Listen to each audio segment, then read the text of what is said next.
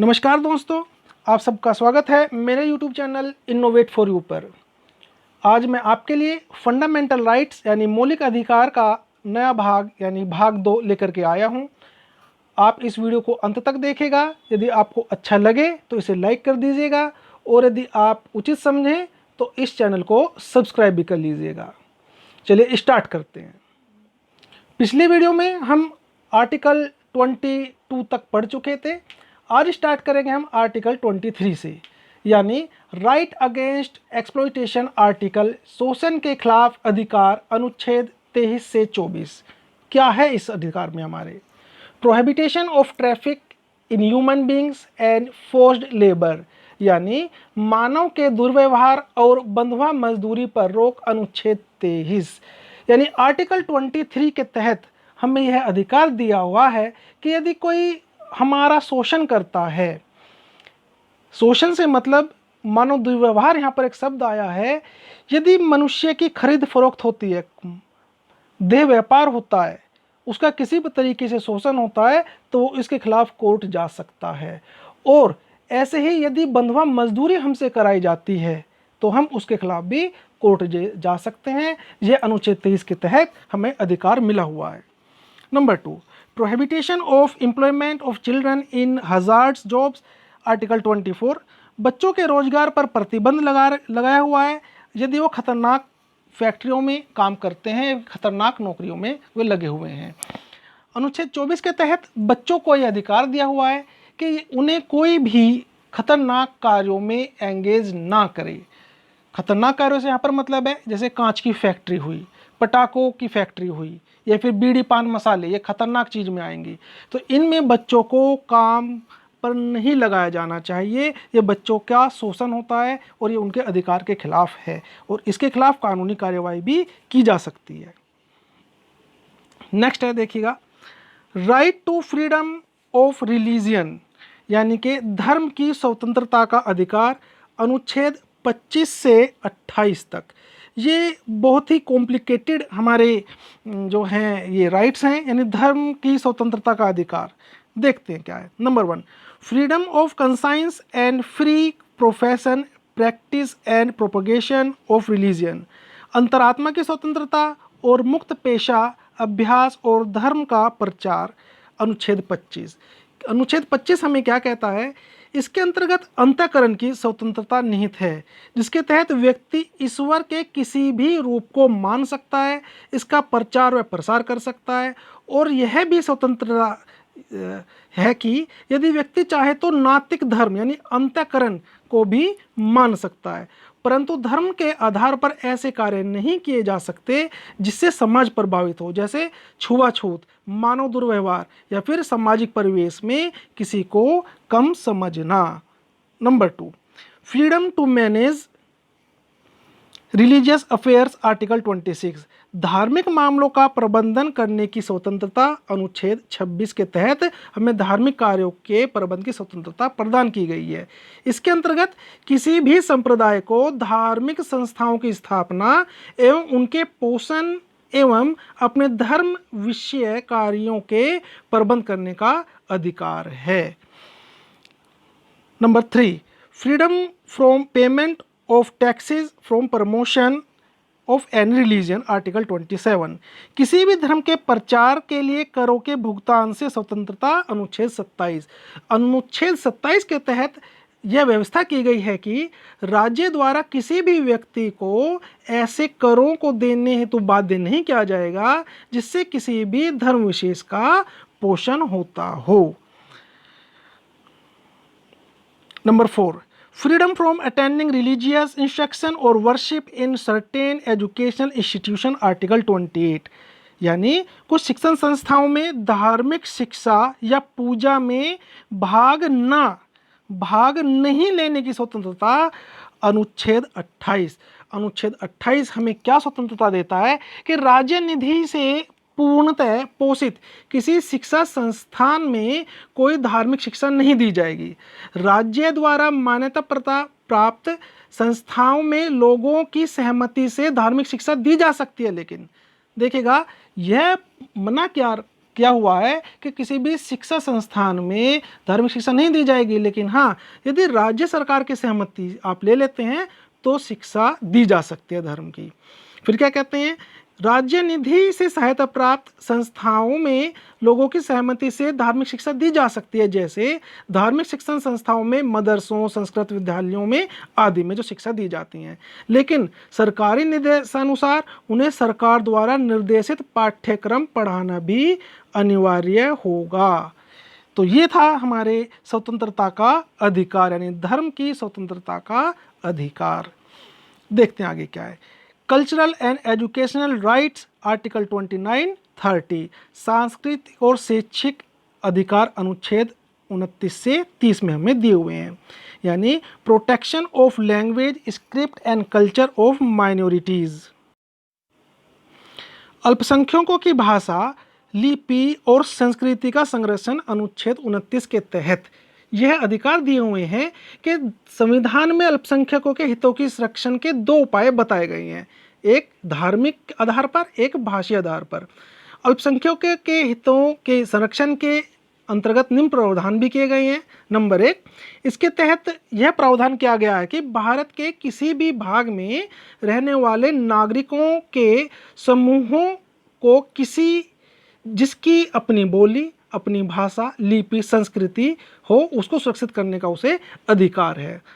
Number 2, इसके तहत किसी भी नागरिक को राज्य के अंतर्गत आने वाले कोई भी क्षेत्र या स्थान में धर्म, जाति या भाषा के आधार पर प्रवेश नहीं रोका जा सकता, यानी वो अपना प्रवेश इस आधार पर कर सकते हैं। नंबर 3, नागरिकों के समूह का अभिप्राय अल्पसंख्यक व बहुसंख्यक दोनों से लगाया यहाँ पर जाएगा। अब यहाँ पर देखेगा, संविधान में अल्पसंख्यकों की कोई भी परिभाषा नहीं दी है, इसे सबसे पहले उच्चतम न्यायालय ने परिभाषित किया। वर्तमान समय में अल्पसंख्यकों के निर्धारण के लिए राज्य व केंद्र दोनों के अधिकार हैं, जैसे एमपी यानी मध्य प्रदेश और दिल्ली में जैन समुदाय को अल्पसंख्यक का दर्जा प्राप्त है, जबकि अन्य राज्यों में इन्हें बहुसंख्यक का दर्जा प्राप्त है। सबसे पहले मध्य प्रदेश ने जैन समुदाय को अल्पसंख्यक का दर्जा प्रदान किया था। नेक्स्ट देखते हैं क्या है। Right of minorities to establish and administer educational institutions article 30, यानी शिक्षण संस्थानों की स्थापना और प्रशासन के लिए अल्पसंख्यकों का अधिकार अनुच्छेद 30। अनुच्छेद 30 के अंतर्गत क्या अधिकार दिए रखे हैं, इसके द्वारा अल्पसंख्यकों को अपने शिक्षण संस्थान स्थापित करने तथा उनका प्रबंधन करने की स्वतंत्रता प्रदान की गई है। 44वें संविधान संशोधन अधिनियम 1978 के द्वारा यदि राज्य किसी अल्पसंख्यक आयोग की शिक्षा संस्था की संपत्ति का अधिग्रहण करता है तो उस संस्था के लिए एक निश्चित मुआवजे की व्यवस्था करनी होगी, जिससे उनके अधिकार निर्बाधित या फिर निराकृत नहीं होंगे। अल्पसंख्यकों की शिक्षा संस्थाएं 3 प्रकार की होती हैं। नंबर 1, राज्य से आर्थिक सहायता और मान्यता लेने वाले संस्थान। नंबर 2, ऐसे संस्थान जो राज्य से मान्यता ले लेते हैं किंतु उन्हें आर्थिक सहायता नहीं मिलती है। नंबर 3, ऐसे संस्थान जो ना तो राज्य से मान्यता लेते हैं और ना ही सहायता।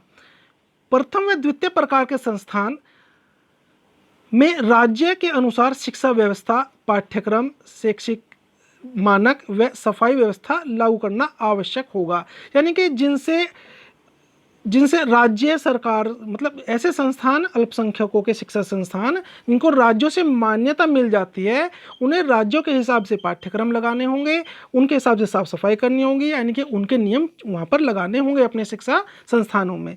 लेकिन तीसरे तरह का जो संस्थान होगा, यानी कि जो ना तो उनसे मान्यता लेंगे ना राज्यों से सहायता लेंगे किसी भी तरह की, वहाँ पर प्रशासनिक मामलों में स्वतंत्र किंतु सामान्य कानून से वो बंधे होंगे। तो ये थे हमारा अनुच्छेद 30 और 29, यानी 29 और 30 में सांस्कृतिक और शैक्षिक अधिकार हमारे इस प्रकार के थे।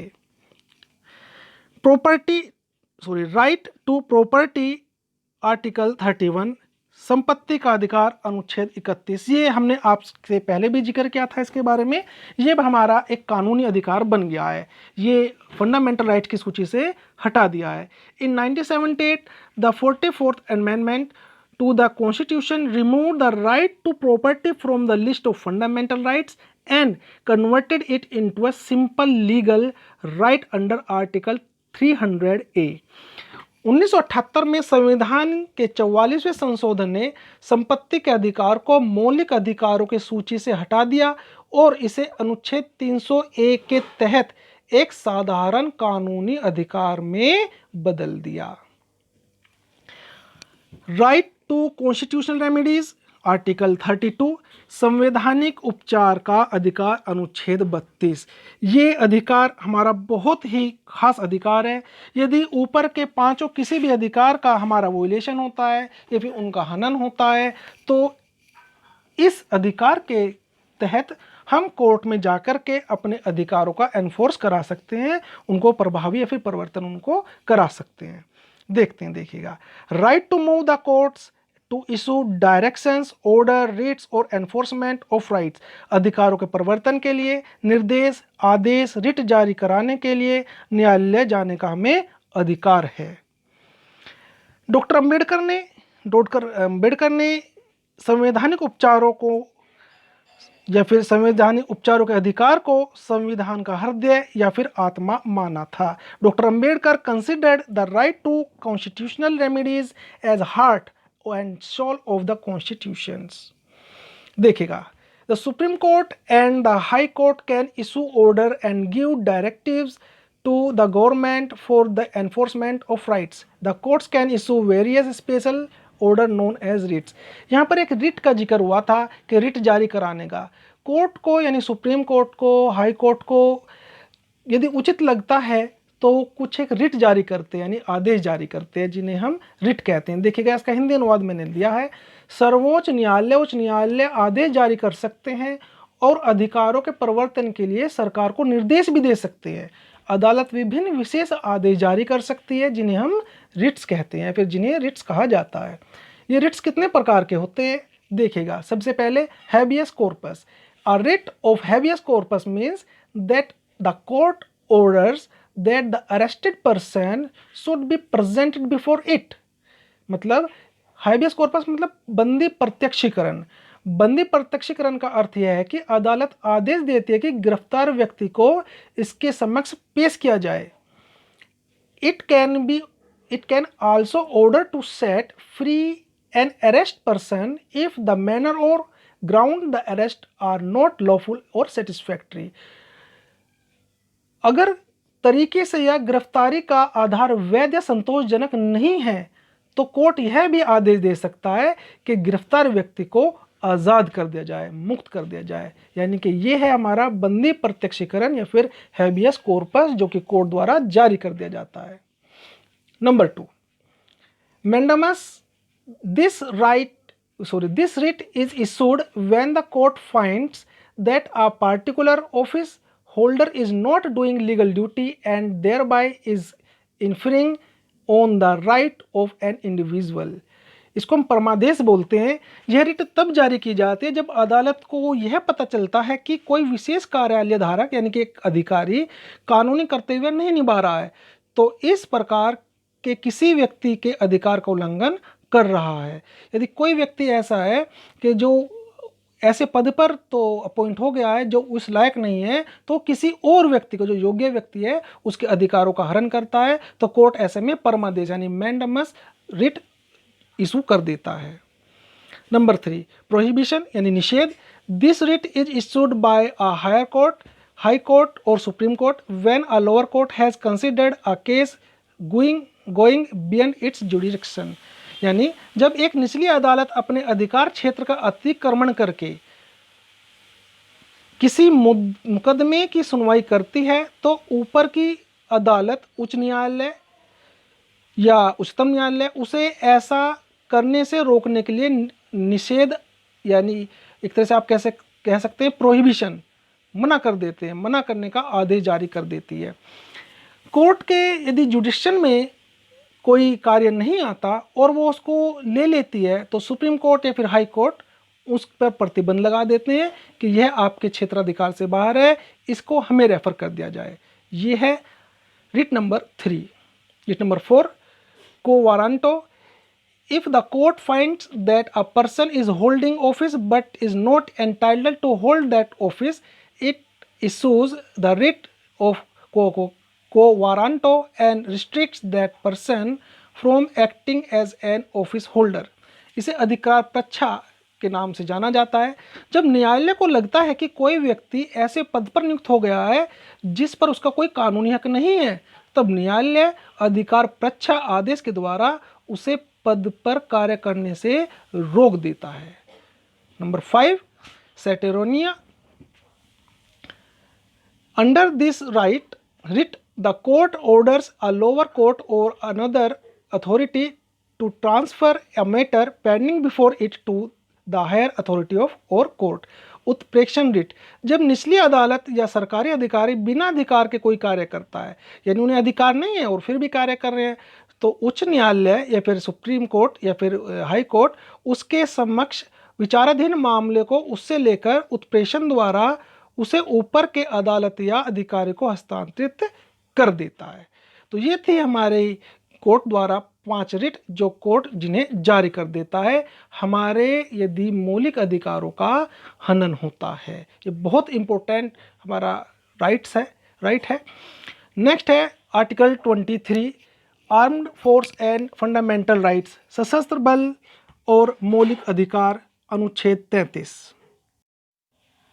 इस अनुच्छेद के तहत यानी article 23 empowers the parliament to restrict or abrogate the fundamental rights of the member of the armed forces, paramilitary forces, police forces, intelligence agencies and analogous forces। यानी क्या कहते हैं, अनुच्छेद 33 संसद को सशस्त्र बलों, अर्धसैन्य बलों, पुलिस बलों, खुफिया एजेंसियों और अनुरूप बलों के सदस्यों के मौलिक अधिकारों को प्रतिबंधित या निरस्त करने का अधिकार देता है ताकि वो अपने कर्तव्यों का उचित पालन कर सके और अनुशासन को बनाए रख सके। ये था आर्टिकल 23। देखिएगा 33। आर्टिकल 33 से आर्टिकल 35 को तक हम इसे मौलिक अधिकारों का अपवाद भी मानते हैं। यहाँ पर संसद को अधिकार दे दिए गए हैं कि वो मौलिक अधिकारों पर कुछ प्रतिबंध लगा सकते हैं और अपना कानून उनके लिए बना सकती है संसद। तो आर्टिकल 33 से 35 तक हम इनको मौलिक अधिकारों का अपवाद भी बोलते हैं। अब article 34, martial law and fundamental rights यानी मार्शल लॉ और मौलिक अधिकार, अनुच्छेद 34। इसके अंतर्गत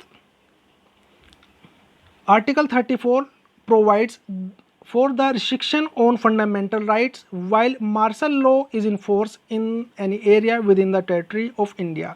यानी अनुच्छेद 34 में मौलिक अधिकारों पर प्रतिबंध का प्रावधान है जब भारत के किसी क्षेत्र में मार्शल लॉ लागू है। अनुच्छेद आर्टिकल 34 यानी मैं आपको थोड़ा सा इसके बारे में बताता हूँ, मौलिक अधिकारों पर तब प्रतिबंध लगाता है जब भारत में कहीं मार्शल लॉ लागू हो। मार्शल लॉ के क्रियान्वयन के समय सैन्य प्रशासन यानी कि मिलिट्री शासन कह सकते हैं आप एक तरीके से, सैन्य प्रशासन के पास जरूरी कदम उठाने के लिए असाधारण अधिकार मिल जाते हैं। वे अधिकारों पर प्रतिबंध यहाँ तक कि किसी मामले में नागरिकों को मृत्यु दंड तक लागू कर सकता है, इतने अधिकार उनको दे दिए जाते हैं। यानी अब आप देख लीजिए, यदि आप बाहर निकलेंगे, इधर उधर जाएंगे, यदि मिलिट्री शासन लगा हुआ है तो आपको सजा दी जा सकती है। हालांकि हमारे फंडामेंटल राइट्स हमें कहते हैं कि हम कहीं भी आ जा सकते हैं, लेकिन यहाँ पर उन अधिकारों पर प्रतिबंध लगा दिया जाता है। नेक्स्ट है affecting certain fundamental rights, article 35, कुछ मौलिक अधिकारों पर प्रभाव, अनुच्छेद 35। इसके अंतर्गत देखिएगा article 35 lays down that the power to make laws to give effect to certain specified fundamental rights shall be vested only in the parliament and not in the state legislatures। अनुच्छेद 35 कहता है कि कुछ विशिष्ट मौलिक अधिकारों को प्रभावी बनाने के लिए कानून बनाने की शक्ति केवल और केवल संसद के पास होगी, राज्य विधानसभाओं के पास नहीं होगी। यानी कि किसी राज्य में किसी विशेष जाति समूह को रहना है या फिर उसके लिए क्या क्या शर्तें बनानी हैं, क्या क्या उसके लिए शर्तें लागू होनी हैं, ये सब कानून बनाने का अधिकार सिर्फ और सिर्फ पार्लियामेंट यानी संसद को है, राज्य विधानसभाओं को नहीं है। तो गाइज यहाँ पर आज हमारे फंडामेंटल राइट्स खत्म हुए हैं। आपको यदि वीडियो अच्छी लगी हो तो इसे लाइक करिएगा और सभी लोगों तक इसको शेयर कीजिएगा ताकि सभी लोग इसका फ़ायदा उठा सकें। मिलते हैं नेक्स्ट वीडियो में, बहुत जल्दी नेक्स्ट वीडियो लेके मैं आऊँगा। तब तक आप अपनी तैयारी करते रहिएगा। Wish you best of luck.